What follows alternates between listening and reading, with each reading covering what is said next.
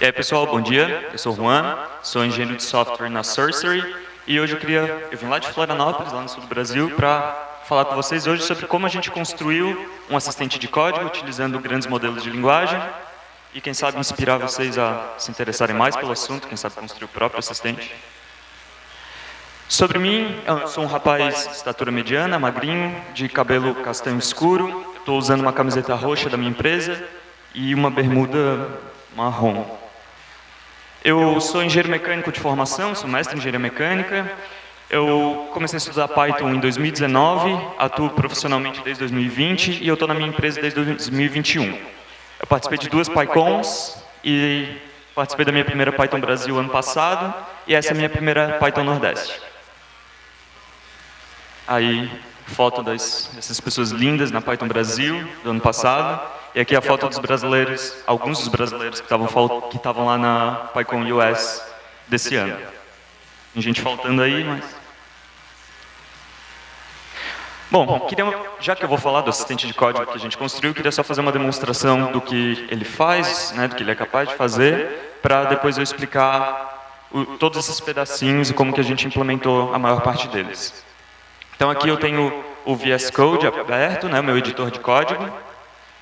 Eu tenho uma função, eu abro o assistente de código da Sorcery, seleciono o código e peço para que o assistente de código faça alguma coisa. Aqui eu pedi para ele refatorar a função e ele me retorna uma resposta com a função refatorada, a explicação do que ele fez, do porquê, e eu posso inserir essa função modificada no lugar. Posso pedir para ele gerar testes para essa função e ele gera. Eu cliquei lá logo em cima da função, que já tinha um botãozinho para gerar testes.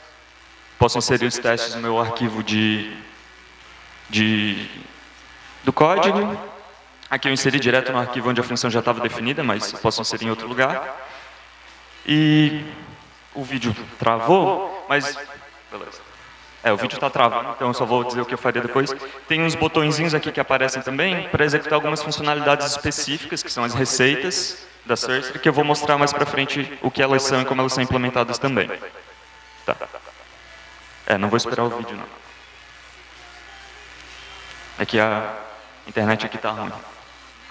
Bom, então os componentes principais desse assistente de código, o primeiro deles, a gente tem um chat, então é possível conversar direto com o assistente de código, é possível fazer perguntas, pedir para ele implementar features específicas. Aqui, por exemplo, eu perguntei para ele o que são as palavras async e await em Python, que eu sei que muita gente, especialmente quem está começando, tem muita dúvida sobre como isso funciona.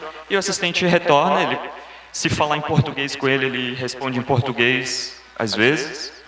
A maioria das vezes é em inglês. O nosso assistente de código também tem receitas. Não gosto muito desse nome, mas beleza. Que são funções específicas que dá para executar, por exemplo, gerar testes para algum trecho de código, gerar docstrings, que são a documentação que a gente inclui direto nas classes ou nas funções, entre outras. Algumas dessas receitas também já são disponibilizadas direto no código, através de Code Lenses. Não sei se vocês conhecem essa feature das IDEs. Mas, por exemplo, em cima de toda a definição de função ou de classe, nós também temos essas receitas aqui de explicar o código, gerar testes ou gerar docstrings direto para cada uma das classes e funções. E, por fim, a última coisa que eu vou explicar no final um pouco de como funciona é a funcionalidade de revisão de código, Code Review, em que, dado a minha base de códigos com algumas modificações, eu posso pedir para esse assistente revisar como se ele estivesse revisando um pull request, como a gente faz comumente no GitHub, no GitLab, e pedir para esse assistente revisar as modificações. Ele sumariza a pull request, ele dá feedbacks específicos e comentários específicos para cada uma das modificações. Bom, falando um pouco mais sobre assistentes de código em geral e grandes modelos de linguagem, os grandes modelos de linguagem são redes neurais gigantescas, com bilhões ou até trilhões de parâmetros, e são treinados em conjuntos de dados enormes, muitas vezes extraídos da internet. Os principais grandes modelos que a gente tem hoje são os GPTs da OpenAI, como GPT 3.5, GPT 4, Palm da Google, Llama da Meta, Claude da Anthropic e muitos outros. E tem vários modelos comerciais, aqui eu vou focar principalmente nos comerciais, nos GPTs, mas também temos muitos modelos de código aberto, que podem ser baixados e rodados localmente. Já assistentes de código são ferramentas de auxílio ao desenvolvimento de código, como eu mostrei agora há pouco, que dá para explicar o código, dá para gerar testes, dá para gerar funções. E aqui eu vou focar nos assistentes que utilizam esses grandes modelos de linguagem para funcionar. E os principais nomes que a gente tem são o GitHub Copilot, da GitHub, o Replit, o Code, da SourceGraph, o assistente de código da Sorcery, mas também existem vários outros. E todos eles têm características específicas. O Code é bem parecido com o da Sorcery, mas algumas funcionalidades são melhores no da Sorcery, outras são melhores no Code. Já o GitHub Copilot é focado, por exemplo, em completar código e não necessariamente responder perguntas. Então, os diversos assistentes têm capacidades e focos diferentes. Bom, vamos começar com um exemplo. O primeiro assistente de código de todos. Vamos dizer que vocês querem implementar, vocês querem usar um assistente de código sem baixar o da Sorcery, nada. A coisa mais básica é usar o ChatGPT. A maioria aqui eu sei já conhece o ChatGPT. Ele é um chatbot disponibilizado gratuitamente pela OpenAI. Por trás dele rodam os modelos GPT 3.5 ou GPT 4 na versão Premium. Ele é disponibilizado como um freemium, ou seja, ele é gratuito, mas se pagar a gente tem features extra. E quem não conhece, quiser acessar aí, está aqui um QR Code para acessar o ChatGPT, um link chat.openai.com. Então, eu abri o ChatGPT e eu fui lá e pedi: ChatGPT, refatória a seguinte função em Python. E passei uma função, que aqui é uma função que constrói dados. Eu inicializo, eu construo uma lista vazia e depois adiciono elementos a ela. Os elementos de 0 a 9, dando um append na lista do número ao quadrado. Então eu vou pegar os números de 0 a 9, vou calcular o quadrado deles e vou botar tudo numa lista. Eu peço para o ChatGPT refatorar essa função e ele faz isso.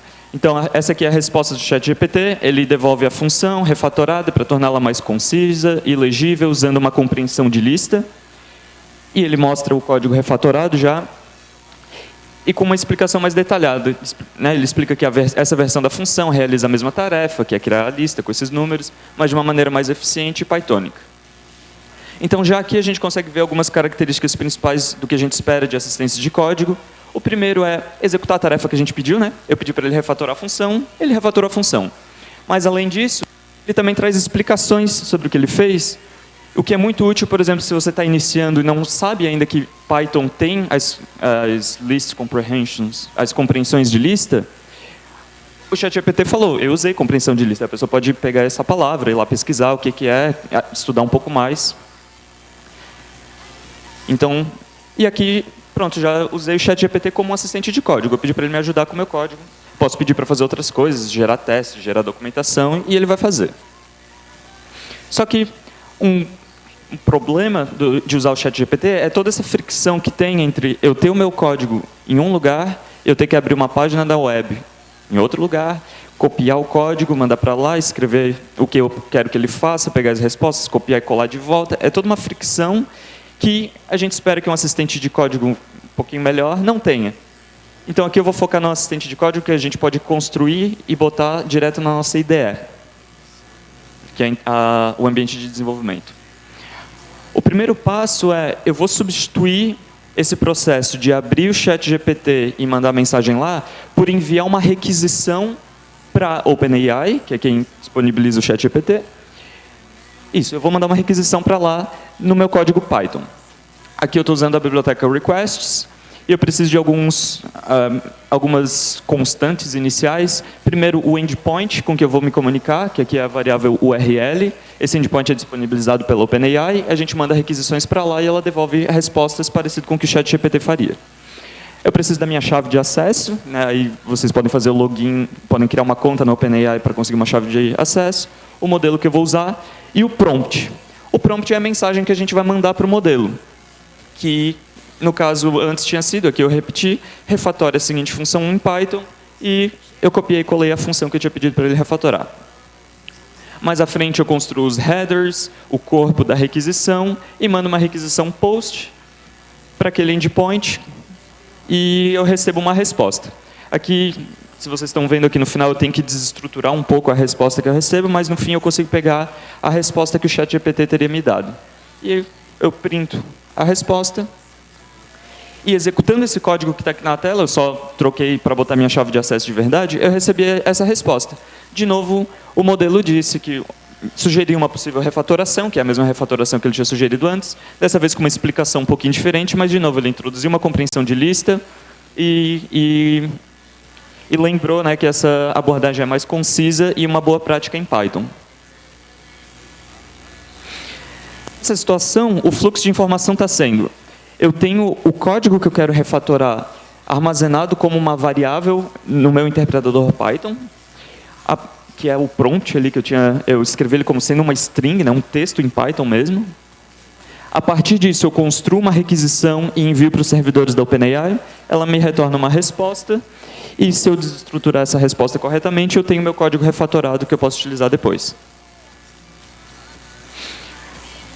Mais para frente eu vou mostrar como a gente consegue evoluir nisso, mas eu queria fazer uma pausa aqui para falar um pouco sobre engenharia de prompt. Se eu pegar o mesmo prompt que eu tinha antes, que é pedir para o modelo refatorar o seguinte código em Python, e eu colocar um código um pouquinho mais complicado, ou, na verdade, um pouquinho menos óbvio a refatoração que pode ser feita, if true, print hello world, else, exploda o computador. Esse código aqui ele é relativamente simples. A condição no if ela é uma constante, ela vai ser sempre verdadeira. Quer dizer que o corpo do if vai sempre executar, então esse código sempre vai printar hello world, e o else nunca vai ser executado, quer dizer que o computador não vai explodir. Só que quando eu mando essa requisição para a OpenAI, a resposta que eu realmente mandei isso aqui, e a resposta que eu obtive foi aquela: não há nada a ser refatorado nesse código, ele já está escrito de forma correta e eficiente. Então o modelo não percebeu que tem uma refatoração que pode ser feita aqui. E aí que entra a engenharia de prompt. A gente pode incrementar o prompt, a gente pode melhorar a mensagem que a gente manda para o assistente de código com algumas sugestões, com algumas anotações adicionais. Por exemplo, aqui eu mudei o prompt que eu tinha enviado para incluir uma explicação do que é uma refatoração ou o que o modelo deve buscar na hora de refatorar o código.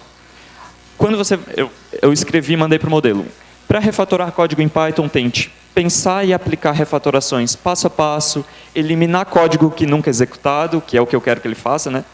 Adicionar anotações de tipo a funções, utilizar funções da biblioteca padrão e várias outras coisas que a gente comumente faz quando está refatorando o código. E aí eu finalizei com a mesma coisa que eu tinha antes, e agora refatore o seguinte código em Python, e passei o código.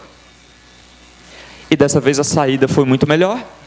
Para começar, o modelo realmente conseguiu refatorar o código como eu queria, então ele eliminou o if, já que a condição era sempre verdadeira, e removeu o else e aquela função de explodir o computador. E ele explica isso, né? Para refatorar o código, podemos eliminar o trecho de código que nunca vai ser executado, simplificar a estrutura de controle, e ele sugere essa refatoração. Então, isso foi uma versão bem simplificada do que seria engenharia de prompt. É realmente a gente melhorar o prompt que a gente manda para os modelos esperando obter melhores resultados. Algumas observações aqui, se vocês forem tentar isso em casa. Os resultados variam, tá? Isso que eu botei aqui na apresentação foram os primeiros resultados que eu obtive com cada um dos prompts, mas depois eu rodei algumas vezes, e às vezes o prompt mais simples até dá um resultado melhor, às vezes o prompt mais complicado ele sugere outra coisa. Então, existe uma certa variabilidade nesses grandes modelos de linguagem, então se vocês forem testar em casa, vocês podem esperar resultados um pouco diferentes. Outra observação. Vocês viram que eu aumentei o meu prompt, né? Eu adicionei várias sugestões para o assistente. Acontece que prompts maiores, embora eles informem mais o modelo, eles também podem confundir. Às vezes a gente está passando muita informação para o modelo, ele se esquece de coisas que a gente falou, ele não faz o que a gente está pedindo. Então existe um certo balanço aqui entre aumentar a complexidade das mensagens e garantir que o modelo vai focar nas coisas mais importantes. E, de novo, né, isso que eu fiz foi uma mudança bastante simples. Eu nem sou especialista no assunto, eu só mudei mesmo o prompt para conseguir um resultado melhor. Mas existem diversas técnicas de engenharia de prompt, como nesse guia que eu coloquei aqui na apresentação, que é QR Code que vocês podem escanear, no site promptingguide.ai/pt. Engenharia de prompt é uma ciência ou uma arte, né, que está se desenvolvendo bastante recentemente, principalmente com o crescimento dessa área de grandes modelos de linguagem. Agora eu quero voltar lá para aquela requisição que eu tinha enviado, que eu tinha mostrado para vocês, e falar um pouco sobre como a gente implementou as receitas de desenvolvimento no nosso assistente de código. Então, aqui está o código que eu tinha mostrado antes, mandando aquela requisição para a OpenAI, né, definindo todas aquelas variáveis, o endpoint, o prompt, o cabeçalho, o corpo da requisição. E eu vou refatorar isso de um simples script que manda a requisição para uma função. Então, nesse código modificado que eu estou mostrando aqui, eu continuo com as constantes, que são o endpoint, a minha chave de acesso, o modelo que eu quero usar, mas agora a requisição é enviada de dentro de uma função que recebe como parâmetro o código que eu quero refatorar. Então, se vocês forem ver, a principal coisa que eu modifiquei foi como o prompt é construído. Dentro dessa função, para refatorar código usando OpenAI, eu recebo o código como uma string, como um parâmetro, e eu insiro esse código no meu prompt. Eu estou usando aqui fstrings, não sei se todo mundo conhece, mas então eu peço, refatore o seguinte código em Python, e qualquer que seja o código que a gente passar para a função, vai estar ali dentro do prompt. E depois eu construo a requisição e envio normalmente. Com isso, a gente tem uma função que é só passar código para ela, que ela vai refatorar esse código usando o assistente de código, usando esses modelos de linguagem. Eu posso tentar refatorar código extremamente simples, refatorar o código que eu tinha mostrado para vocês antes, ou até refatorar código muito mais complicado, uma classe, uma data class, com atributos e métodos especiais definidos. É só chamar essa função com essa string de código, que o modelo vai receber, vai processar e vai devolver a resposta. E foi assim que a gente implementou as receitas que eu mostrei antes na Sorcery. A gente tem no nosso assistente 5 receitas atualmente. Uma que é a receita de gerar testes, outra gerar docstrings, otimizar o código para desempenho, explicar o código e simplificar código. Todas essas receitas são definidas mais ou menos que nem eu mostrei antes. São funções que recebem algo que contém ali o código que eu quero refatorar, que eu quero modificar, constroem um prompt em volta desse código, enviam a requisição, recebem a resposta e devolvem isso para o usuário. Então, é basicamente assim que a gente implementou as receitas. A gente executou bastante engenharia de prompt em cima disso. Então, esses prompts são grandes, são relativamente complicados. E, então, eu mostrei como a gente implementou as receitas, e agora eu quero mostrar um pouquinho como a gente integrou isso com a interface de desenvolvimento. Porque, ainda assim, né, o ChatGPT tinha aquele problema da gente ter que acessar o site, e copiar e colar código, pegar o resultado. E aqui, o que eu acabei de mostrar, tem o problema que eu tenho que executar um código Python para eu conseguir ter as respostas do modelo. Eu não quero isso, né? Eu quero algo muito mais fluido, que já esteja ali disponível na IDE, no ambiente de desenvolvimento do usuário, para tornar a vida dele muito mais fácil. Esqueci que tinha esse vídeo aqui. Só para enfatizar aqui o que eu estava falando sobre essa integração com a IDE. Então, ao invés de executar aquele código Python, olha só como é mais fluido. Eu seleciono o código que eu quero refatorar, que eu quero fazer alguma coisa, eu só clico na receita, por exemplo, de gerar testes, eu já tenho meu resultado aqui, tudo no meu ambiente de desenvolvimento, né? Selecionei o código, cliquei, posso copiar o resultado que o modelo me passou, posso colar ali, sem esse vai e vem de usar um navegador ou ficar executando o código Python. Nessa situação ali que eu mostrei, o fluxo de informação acontece dessa forma. A IDE contém o código do usuário, o código que ele quer refatorar, por exemplo. O usuário seleciona esse código e a IDE executa o nosso interpretador Python que está rodando ali atrás. A IDE manda o código que a gente quer refatorar, que é aquele código que eu mostrei sendo selecionado antes, e o interpretador Python constrói a requisição, como eu mostrei antes, e envia essa requisição para o servidor da OpenAI, que devolve uma resposta. Essa resposta é pós-processada, né? Eu tenho que extrair o conteúdo dela, e eu devolvo a resposta para a IDE, que pode ser inserir esse código direto no arquivo fonte, ou mostrar a resposta do modelo ali naquele chatzinho. algumas simplificações, algumas complicações que existem que acho interessante mencionar aqui. Primeiro, a gente tem que validar a resposta do modelo. Então, por exemplo, quando eu quero inserir o código que o modelo refatorou direto no arquivo fonte, eu tenho que garantir que a resposta que está vindo é unicamente código Python válido. Porque se tiver aquelas explicações, olha só o código que eu refatorei, e eu tentar inserir isso no meu arquivo fonte, isso vai quebrar porque esse texto, olha só como ficou o meu código, não é código Python. Então eu tenho que extrair o código Python que está dentro da resposta do modelo. Também a gente tem que fazer muito tratamento de exceções aqui. Podem ocorrer falhas na conexão, eu tenho que validar a chave de acesso da OpenAI, podem ocorrer timeouts, às vezes o servidor da OpenAI demora muito para responder e pode ocorrer um timeout. Existe também um tamanho máximo para as requisições, né? Eu não posso pegar minha base de códigos inteira, enfiar ela num prompt e mandar, né, OpenAI refatore minha base de código inteira. Isso não vai acontecer. Também existem limites da quantidade de tokens, que seria a quantidade mais ou menos de caracteres ou palavras que a gente pode enviar a cada 1 hora ou a cada não sei quantos minutos para a OpenAI.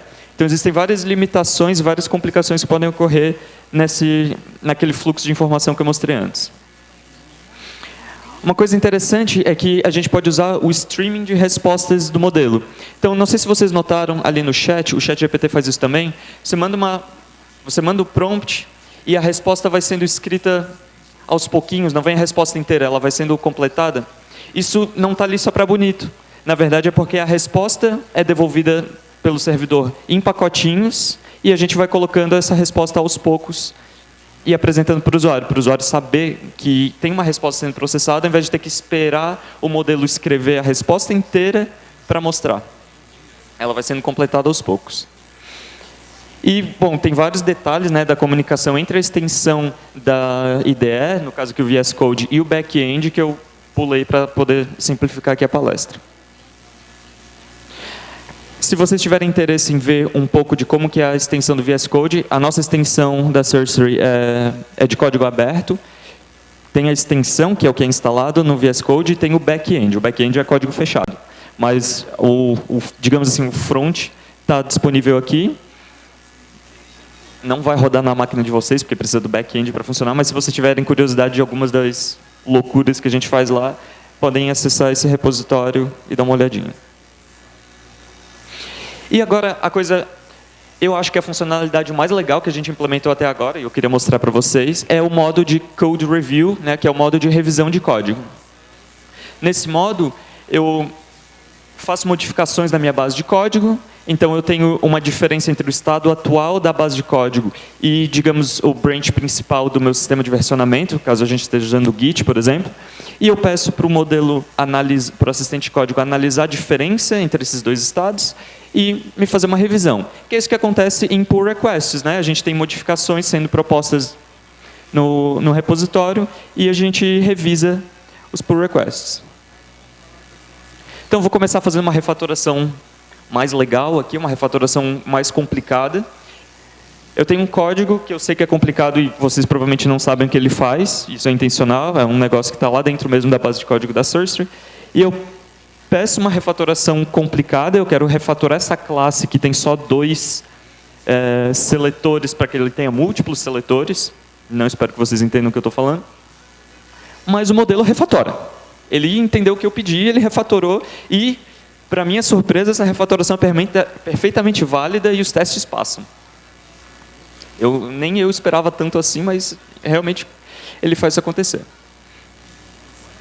E o objetivo aqui, bom, eu fiz essa refatoração naquela classe, então, dadas essas modificações, eu quero revisar o que eu acabei de fazer em busca de bugs ou oportunidades de melhoria, que é o que a gente faz quando a gente está revisando o código manualmente, né? Quando a gente pede para outra pessoa revisar o nosso código, é isso que essa pessoa vai fazer. Então, a gente implementou essa funcionalidade de revisão de código, que ela tem 2 aspectos principais. O primeiro, a gente tem que acessar o sistema de controle de versão, e por enquanto a gente só suporta o Git, para calcular o diff e construir a mensagem logo depois. Então, o diff é esse aqui, né, que eu fiz. Eu modifiquei alguns atributos nessa minha classe, eu modifiquei a implementação e eu modifiquei a implementação dos 2 métodos que eu tenho lá dentro. Em cima desse diff, a gente constrói um prompt semelhante às receitas para enviar para OpenAI. Então, esse aqui é só um pedacinho do prompt que a gente usa. Isso aqui é 1/5 do prompt, ele é bem maior. Mas dentro do prompt aqui em algum lugar, esse diff aqui é inserido, o modelo ter acesso a ele. E é basicamente isso no back-end, é relativamente simples. Depois eu vou falar do que eu acho difícil aqui, mas só queria mostrar isso em ação. E, bom, primeiro eu vou mostrar ele em ação. Então eu fiz as modificações, entro no modo de revisão de código e peço para ele revisar as modificações não comitadas. E o modelo revisa. Ele começa sumarizando por request, então ele fala exatamente o que eu tinha pedido para ele fazer, ele descreveu aqui, as modificações têm a ver com mudar os atributos, para ao invés de serem 2, ser um número variado. Ele dá sugestões para esse pull request e faz comentários específicos, igualzinho que a gente esperaria numa revisão de código no GitHub ou no GitLab.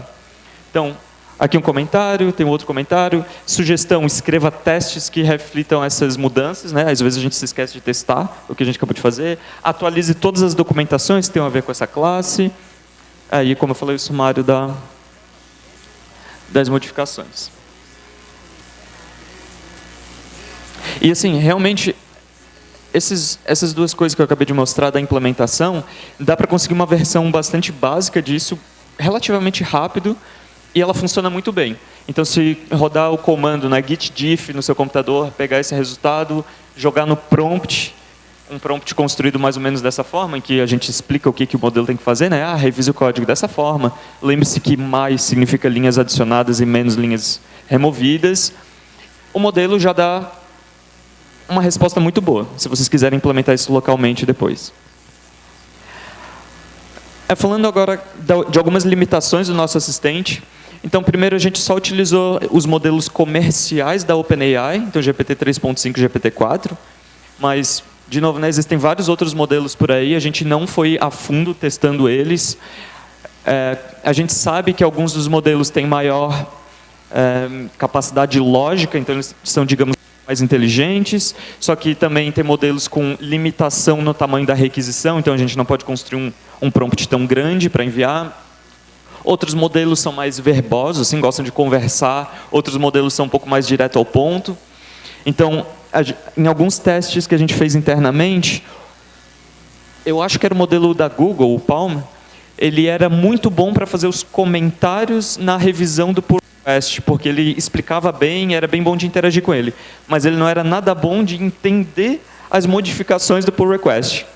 Ele não entendia o que estava acontecendo, ele não era muito bom com os mais e menos ali do diff. Enquanto o GPT-4, principalmente, ele é muito bom, ele entende quase que perfeitamente o que foi feito, especialmente se não tiver tantas modificações assim.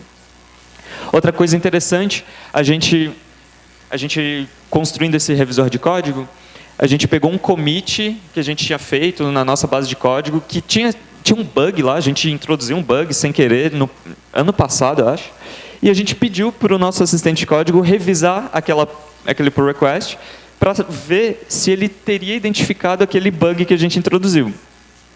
E o legal foi perceber que, por mais que a gente rodasse várias vezes, o GPT 3.5 quase nunca identificava o bug, ele quase nunca entendia que tinha um bug ali, e o GPT-4 quase sempre identificava o bug. Então, se a gente rodasse ali com o GPT 3.5, ele, ok, tá ótimo esse pull request. O GPT-4, tem um bug aí. Isso é muito útil, né? Imagina, a gente teria salvo um pouco de tempo se a gente tivesse assistente lá na época e tivesse rodado ele. Outra limitação aqui, não foi feito o ajuste fino, que é o fine-tuning dos modelos.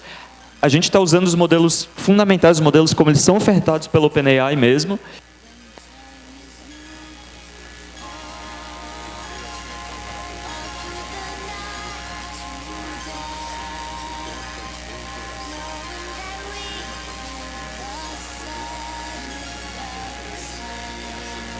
Oi. Ah, beleza. O que eu estava falando? Ah, isso. Aqui, né? Então, a gente não fez fine-tuning dos modelos, a gente só trabalhou com engenharia de prompt. dá para fazer o fine-tuning para especializar esses modelos, ou outros modelos também, para tarefas específicas. Então, eu quero um modelo que seja super incrível na geração de testes. Eu posso tunar esses modelos, ele fica um modelo específico para essa tarefa. Até agora a gente não fez isso, então a gente está usando os modelos como eles estão lá, e a gente trabalhou só com engenharia de prompt, manipulação da conversa, do chat, para conseguir esses resultados que eu mostrei aqui. Até o revisor de código, no começo a gente tinha esse receio, né, que essa funcionalidade de revisar pull request, a gente achou que talvez a gente precisasse fazer o tuning de modelos, mas a gente não precisou, só construindo o prompt de uma maneira relativamente esperta, passando todas as sugestões que a gente teria para o modelo, ele já conseguiu um resultado bastante bom. Outra limitação, nós somos todos desenvolvedores Python lá, então a gente basicamente só testa o assistente em Python, as receitas ali são otimizadas, testadas principalmente em código Python. Embora o assistente teoricamente seja genérico e funcione para qualquer linguagem de programação, eu não boto a mão no fogo nessa situação. Outra limitação, porque eu vou falar dos próximos passos daqui mais à frente, é que todas as mensagens trocadas entre o back-end e o modelo são texto livre. Então, é só um texto mesmo. Refatora esse código, eu jogo o código ali e pronto.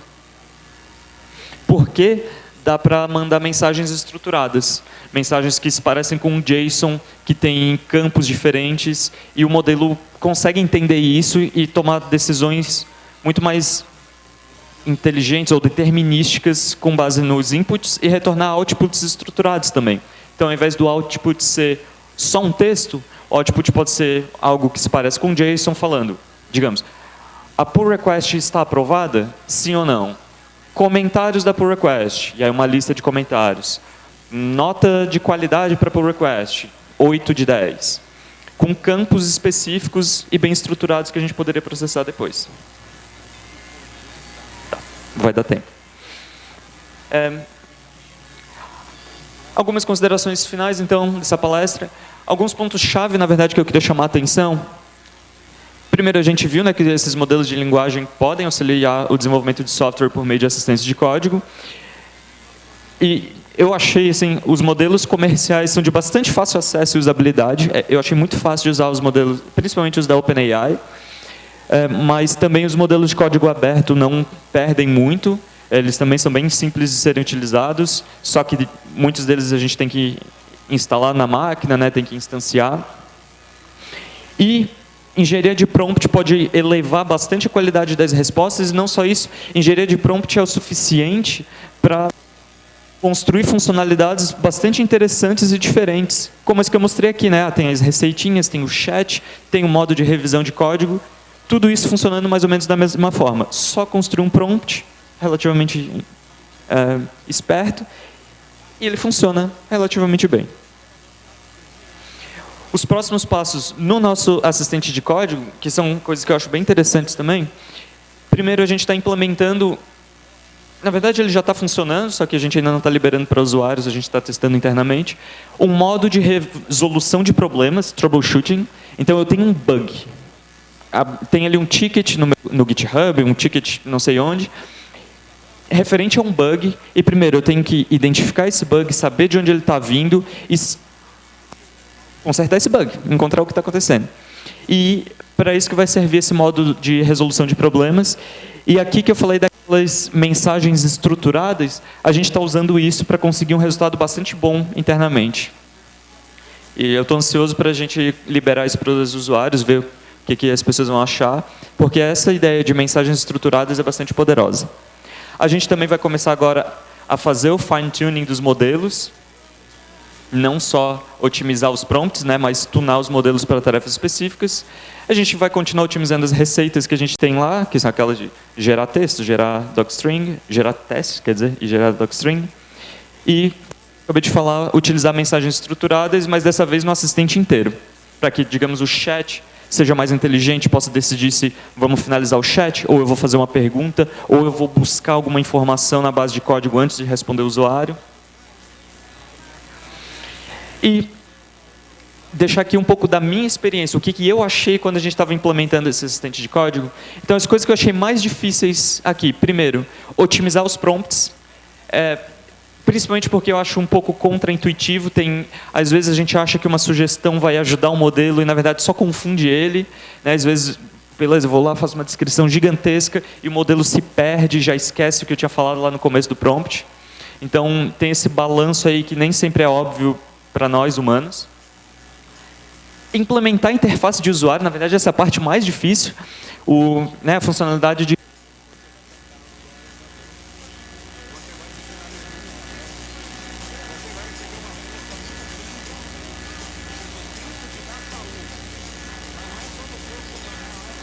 mas a interface que é complicada. Tem aquelas abas, clicar e aí muda o estado do assistente de código. Essa é a parte que eu achei mais difícil, na verdade. Também temos várias variações possíveis, né? Eu posso usar diferentes prompts, eu posso usar diferentes modelos, eu posso permitir que o assistente se comporte de diferentes maneiras. E uma dificuldade que é bastante chata e que limita bastante a nossa capacidade também é essa limitação do tamanho das requisições e da quantidade de tokens que são aceitos nas requisições. E esse limite, por exemplo, uma quantidade de tokens máxima por hora que a OpenAI impõe, isso aí acaba freando a gente bastante, porque a gente não pode construir modelos tão grandes quanto a gente queira ou mandar quantas requisições a gente queira. De novo, o back-end do assistente em si foi relativamente fácil de implementar e por isso eu achei legal montar essa palestra, porque eu acho que todo mundo aqui, com um pouquinho de esforço, consegue implementar um assistente próprio e é bastante divertido fazer isso, interagir com os modelos de uma forma programática, não só abrir o chat GPT e sair conversando, mas mandar as requisições, colocar os parâmetros, ver as respostas, extrair, fazer engenharia de prompt. E o que eu observei também é que essa área está evoluindo muito rápido. A gente tem modelos cada vez melhores sendo lançados todo mês, às vezes toda semana. Funcionalidades que utilizam esses modelos também, por exemplo, a OpenAI lançou recentemente a funcionalidade de funções, que envolve essas mensagens estruturadas, uma requisição mais estruturada, para fazer operar.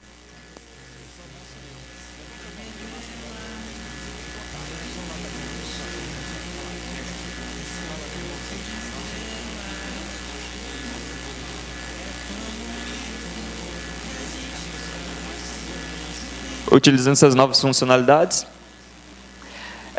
Acabou o tempo? Tá, acabou o tempo.